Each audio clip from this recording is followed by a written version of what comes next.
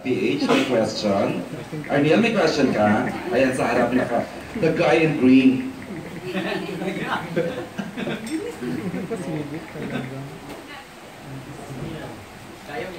Anong expectation nyo lang sa isa't isa? Sa work, sa... alam mo yun? Kasi di ba bagong tandem na kayo, bagong love team. Baka kasi malaki ang inaasahan din ng management sa inyo.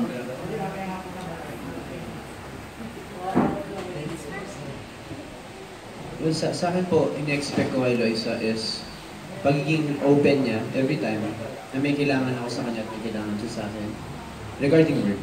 And na open kami sa isa't isa na parang para paangatin yung pag-promote, not just to promote, para i-level up yung kami as couple, as love team po for work.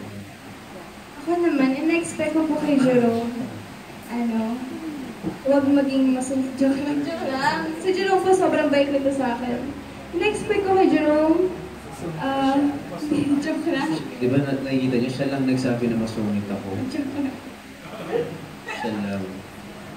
Joke lang. In-expect ko lang kay Jerome yun din po, maging open lang din siya. Hindi kaya ko yung sagot mo. Yun lang po. Yun lang? And, yun lang.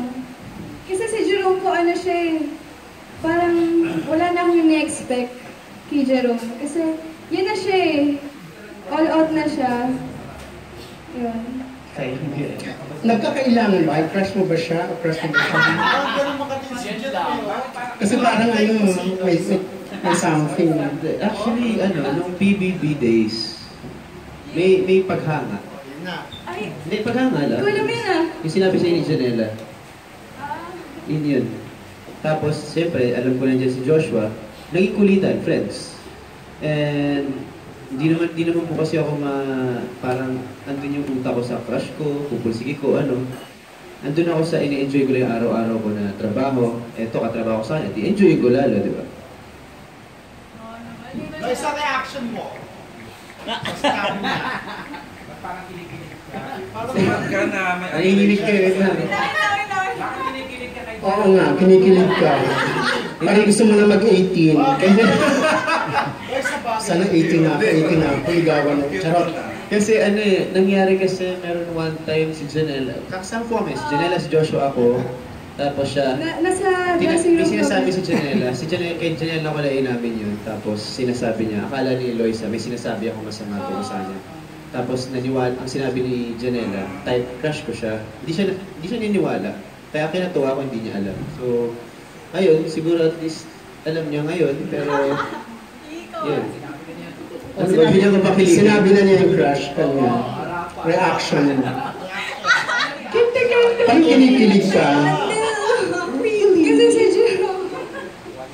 Nahihinig siya. Paano ba sabihin? Pinagpawisan ka. Ay! Nabigla ako dahil ko ponso ha. Bakit?